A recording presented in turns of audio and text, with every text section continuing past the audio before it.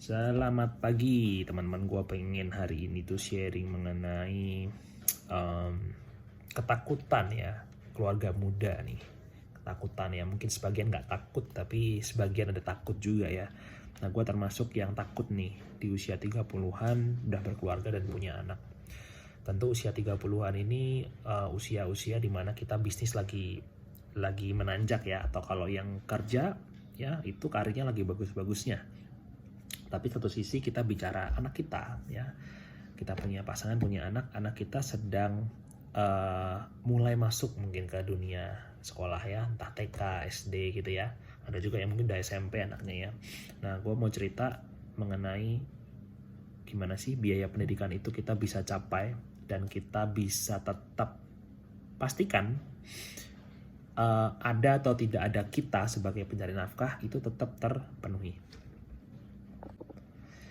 Nah, kita bicara pendidikan, biaya itu tentu nggak sama ya sekarang dan nanti di masa depan. Begitu juga waktu kita kuliah. Gue kuliah tahun 2004 itu dengan biaya kuliah sekarang di universitas yang sama, tentu biaya masuknya juga beda. Uang SKS-nya juga beda. Nah, ini masalah kalau kita nggak mau atau menutup mata ya, kita nggak mau tahu itu kan. Ntar aja deh, gimana nanti ya. Gimana nanti gimana gitu kan pertanyaannya.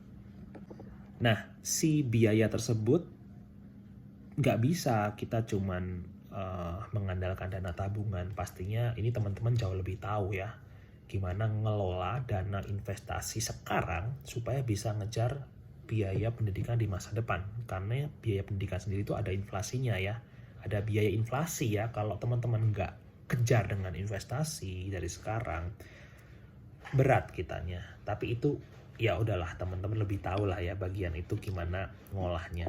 Oke, bagian gua di sini lebih concern bagaimana ngejagain dana pendidikan tersebut, ngejagain investasi di dana pendidikan tersebut.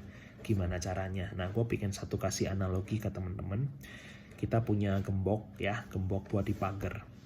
Kalau rumah teman-teman di klaster udah mungkin nggak relevan sama contohin, tapi ya oke lah, ini contoh. Saya punya gembok. Gembok ini peranannya sangat penting buat kita sih punya rumah. Saat tidur malam, kalau kita belum ngunci gembok, gue yakin tuh pasti nggak tenang. Tanya bini, ada gembok belum depan? Nggak tahu deh.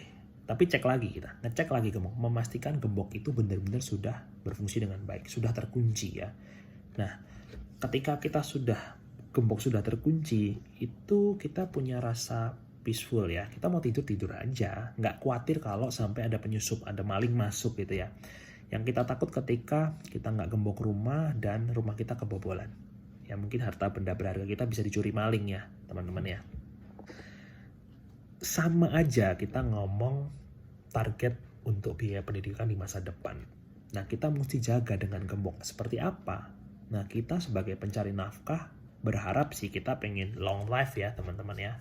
Pengen long life ya. Tapi ya namanya resiko hidup kita nggak bisa tolak ya. Resiko sakit, meninggal terlalu cepat itu juga menjadi satu problem. Bukan buat kita sih pencari nafkah, tapi pasangan kita. Buat orang yang dependen sama kita, anak kita. Bagaimana ceritanya ketika kita sudah menyiapkan dana investasi pendidikan untuk S1 anak, tapi harus stop karena kita udah nggak ada lagi di situ. Nah, peranan asuransi jiwa di sini menjadi sangat krusial, teman-teman. Asuransi jiwa di sini akan menjadi solusi pengganti income kita, sebagai solusi untuk menjamin dana pendidikan anak kita sampai lulus S1, teman-teman. Jadi kalau ada yang bilang, ngapain beli asuransi? Ya kita berserah pada Tuhan. Ya kita berserah pun kan kalau kita kerja pun tetap effort. Tetap kita gerak, kita kerja maksimal. Ketika kita sudah maksimal bekerja, nah betul bagian kita berserah ya. Tapi kalau kita tahu di depan ini bakal ada batu ya dari atas gunung kena kita nggak menghindar, kita nggak prepare cari jalur lain atau path lain, ya kita bakal kena batu itu. Berarti sesuatu yang pasti ya. Jadi asuransi, dalam hal asuransi jiwa tersebut, ini nggak ada yang bisa bikin miskin. Asuransi itu Betul biaya, tapi nggak bakal bikin lu miskin. Karena sama aja sebuah gembok yang harganya mungkin ratusan ribu sampai 1 juta atau juta, 2 juta. Tapi lu bisa protek sebuah rumah yang asetnya mungkin harganya sampai 1 miliar. Bahkan lebih gitu ya. Sama.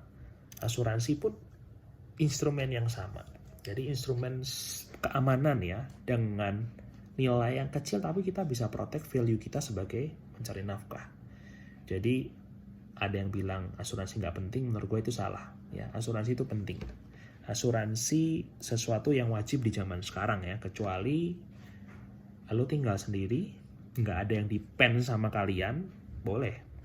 Tapi ketika ada keluarga yang bergantung banget sama kita, nah asuransi jiwa ini penting ya.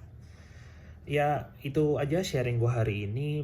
Kalau teman-teman pingin wawancara ya, wawancara, curhat lah ya, boleh dong desainin gue solusi mengenai asuransi jiwa. Kebetulan gue punya satu produk bagus dari Manulife Indonesia. Produk ini produk term life ya, produk yang bebas banget teman-teman mau ikutin berapa lama. Cuma mau ikut 3-5 tahun doang boleh, mau ikut 10 tahun boleh. Tapi yang pasti produk ini level term. Jadi asuransi tradisional ya. Kalau teman-teman udah bayar namanya asuransi mobil, asuransi rumah, kebakaran. Nah ini sama, kita bayar tiap tahun dan hangus ya. Preminya gimana? Murah banget teman-teman. Kontak saya ya, saya akan bantu teman-teman semua untuk jagain aset teman-teman ya, untuk jagain terutama biaya pendidikan anak-anak. Oke, thank you.